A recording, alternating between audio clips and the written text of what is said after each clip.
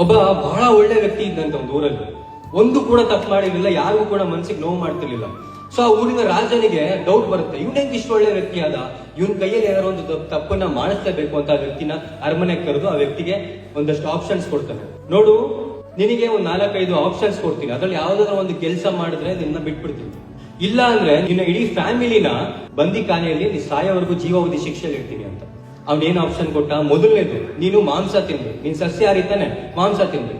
ಎರಡನೇದು, ನೀನ್ ಹೆಂಡ ಕುಡಿಬೇಕು, ಆಲ್ಕೋಹಾಲ್ ಕುಡಿಬೇಕು. ಮೂರನೇದು, ನೀನ್ ಹೆಂಡತಿಗೆ ಹೊಡಿಬೇಕು. ನಾಲ್ಕನೇದು, ಇವರಲ್ಲಿ ಯಾರು ಒಬ್ರು ಮನೆಗೆ ಬೆಂಕಿ ಇಡಬೇಕು. ಸೊ ಆ ವ್ಯಕ್ತಿಗೆ ಯೋಚನೆ ಮಾಡ್ತಾನೆ, ಸುಮ್ನೆ ಯಾವ್ದಾದ್ರು ಮನೆಗೆ ಬೆಂಕಿ ಇಡಕ್ಕೆ ಹೇಗಾಗುತ್ತೆ, ದೊಡ್ಡ ಪಾಪ ಆಗ್ಬಿಡ್ತದ, ಅದಾಗಲ್ಲ. ಹೆಂಡತಿಗೆ ಹೊಡಿಯೋದಂದ್ರೆ ಅಪಾರ್ಥ ಅದು. ಅವಳ ತಪ್ಪು ಮಾಡಿದ್ರೆ ಹೊಡಿಯೋದು ಬೇರೆ ಲೆಕ್ಕ, ಸುಮ್ನೆ ಹೊಡಿಯೋದ ನನ್ ಕೈಲಿ ಆಗಲ್ಲ, ಹೆಂಡತಿಗೆ ಹೊಡಿಯಲ್ಲ. ಮಾಂಸ ತಿನ್ನೋದು, ನಾನು ಹುಟ್ಟಿದಾಗಿಂದ ಸಸ್ಯಾಹಾರಿ, ಒಂದ್ ಮೊಟ್ಟೆನೂ ಕೂಡ ತಿಂದಿಲ್ಲ, ಒಂದು ಜೀವಿಗೂ ಹಾನಿ ಮಾಡಿಲ್ಲ, ಅದ್ ಹೆಂಗ್ ಮಾಂಸ ತಿನ್ಲಿ, ನಾನು ತಿನ್ನಲ್ಲ, ನಾನು ಎಣ್ಣೆ ಹೊಡೆದ್ಬಿಡ್ತೀನಿ, ಅದರಿಂದ ಯಾರಿಗೂ ಹಾನಿ ಇಲ್ಲ, ನನಗೆ ಹಾನಿ ಆಗುತ್ತೆ ಅಂತ. ಸೊ ಎಣ್ಣೆ ಹೊಡಿತಾನೆ, ಎಣ್ಣೆ ಹೊಡೆದ್ ಅರ್ಧ ಗಂಟೆಲಿ ಮತ್ತೆ ಇರುತ್ತೆ. ಮೊದ್ಲು ಹೋಗಿ ಚಾಕಣ ಬೇಕಲ್ಲ, ಹೋಗಿ ಮಾಂಸ ತಿಂತಾನೆ. ಅದಾದ್ಮೇಲೆ ಬೇಡಪ್ಪ ಅಂತ ಹೇಳಕ್ ಬಂದ್ ಹೆಂಡತಿನೇ ಇಟ್ಕೊಂಡು ಹೊಡಿತಾನೆ. ಆಮೇಲೆ ಹೆಂಡತಿ ಹೊಡಿತಿದಿಲ್ಲಪ್ಪ ಬಿಡು ಅಂತ ಹೇಳಕ್ ಬಂದ ಊರ್ನವ್ರ ಮನೆಗೆ ಹೋಗಿ ಬೆಂಕಿನೂ ಇರ್ತಾನೆ.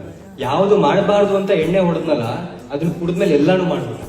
ಸೊ ಚಟ ಅನ್ನೋದು ಬರೀ ನಮಗ್ ಮಾತ್ರ ಅದು ಕೆಟ್ಟದಾಗಲ್ಲ, ನಮ್ಮ ಕುಟುಂಬಕ್ಕೂ ಕೆಟ್ಟದಾಗುತ್ತೆ, ಮುಖ್ಯವಾಗಿ ಸಮಾಜಕ್ಕೂ ಕೂಡ ಕೆಟ್ಟದಾಗುತ್ತೆ.